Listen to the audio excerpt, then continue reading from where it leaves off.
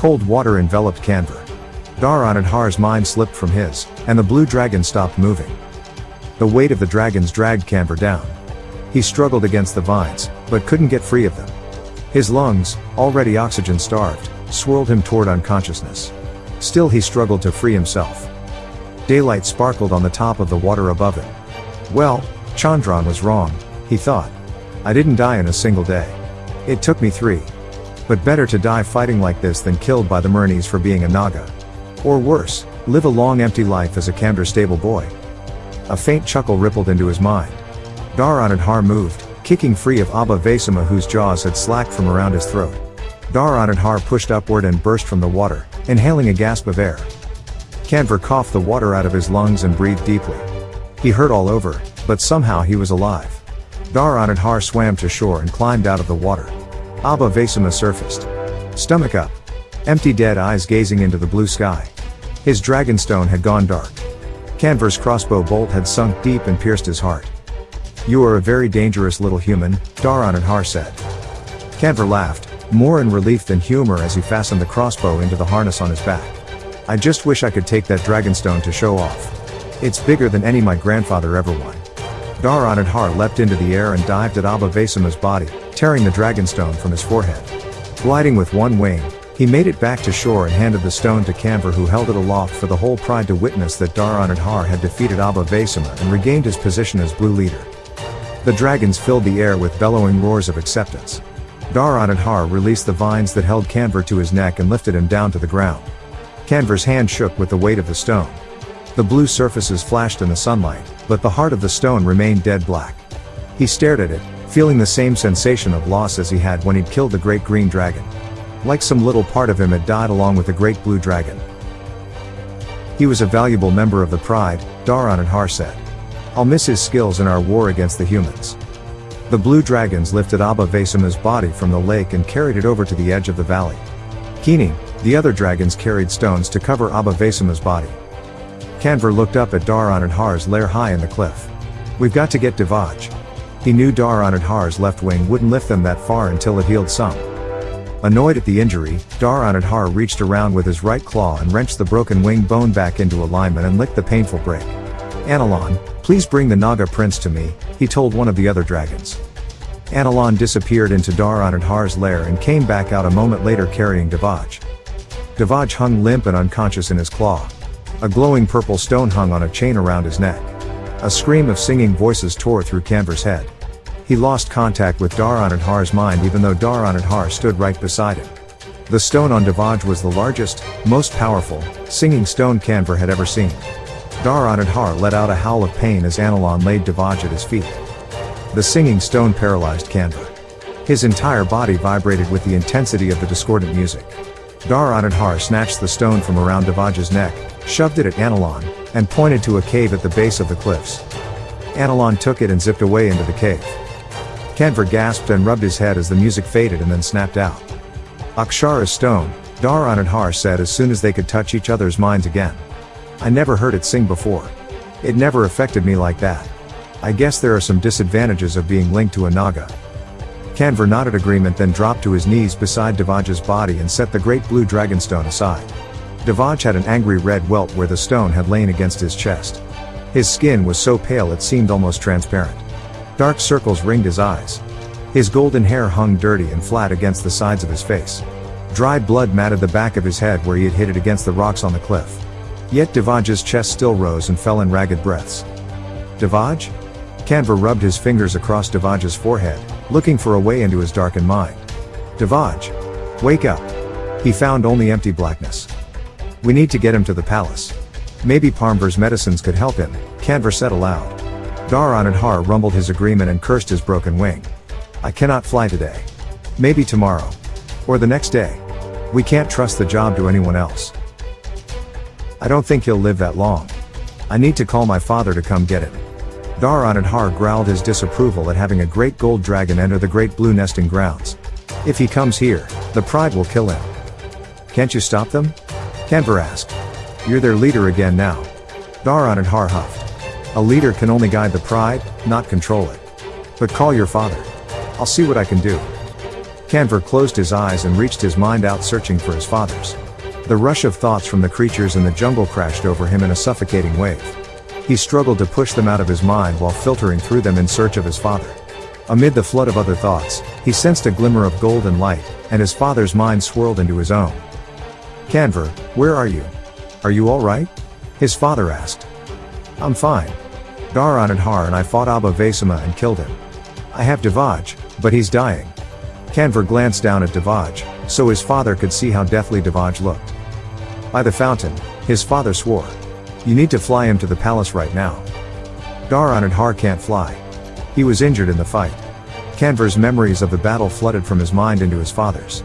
Kanvar found himself too shaken and weak to control his mind well. His left arm burned with the pain of the break. "I see," his father said. "Stay there. Parmvar and I will come for him." Kanvar drew in a breath. "Dar-Anadhar says he may not be able to keep the pride from attacking you if you come, but I don't see any other way." "I'll have to take that chance," his father said. His mind snapped away from Kanvar's, leaving Kanvar to rebuild his shields.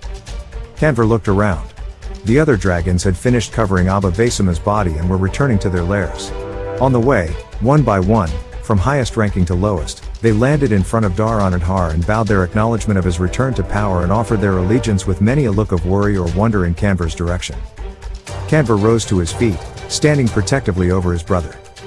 The dragon who had carried Akshara's stone into the cave came out and offered his allegiance last.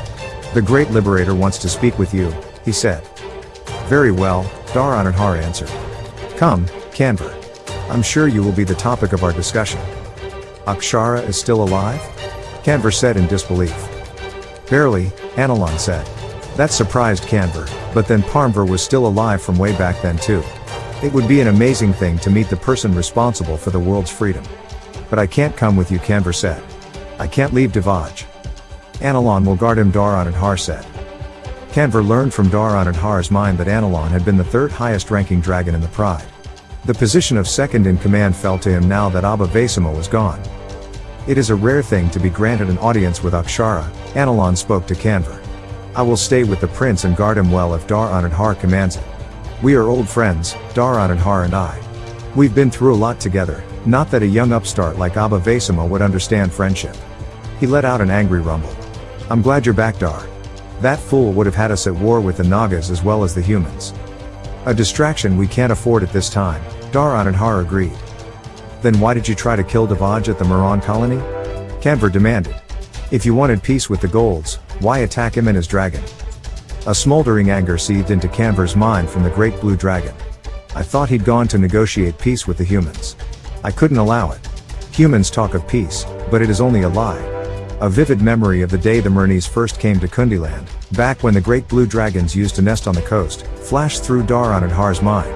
Without cause, the Mernese had attacked the nesting grounds, killed Dar-Anadhar's mate, butchered his hatchlings, and blinded him in one eye. "We will only be safe when the humans are driven from these shores," Dar-Anadhar growled. "But attacking the Mernese won't get rid of them," Kanvar said. "It just makes them send more soldiers. The Mernese care more about money than they do about the lives of their soldiers." "Money?" Dar-Anadhar probed Kanvar's mind for the meaning behind the word and found layers of thoughts and memories.